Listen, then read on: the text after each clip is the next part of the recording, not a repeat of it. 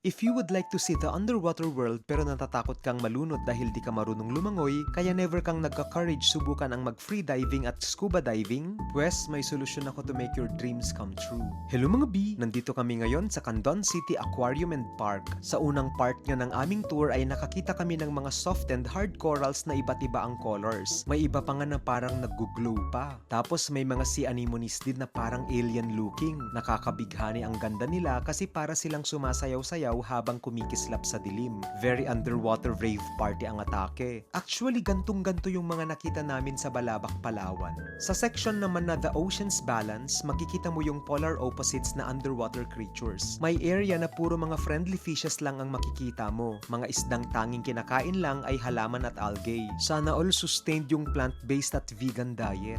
Charot. Sa kabilang tank naman, nandun yung mga predators na kumakain ng kapwa nila isda at kung ano-ano pang lamang dagat. At bukod sa cute na stingray, may nakita akong isang napakatsakang isda. Gulat ako kasi akala ko yung katrabaho ko. Sorry not sorry. Nakakamiss mag-free diving.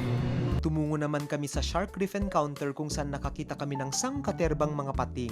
May baby shark, mommy shark at daddy shark. Ang bilis nilang lumangoy at ikut-ikutin yung napakalaking fish tank. Gusto ko din sanang mag-free diving kasama ang mga pating, pero bawal daw. Kasi baka lapain daw at kainin ako ng mga sharks. Pero feeling ko naman, kung sakaling mag-free dive ako dito, kaya ko silang labanan basta isa-isa lang. Hindi sabay-sabay. Wow!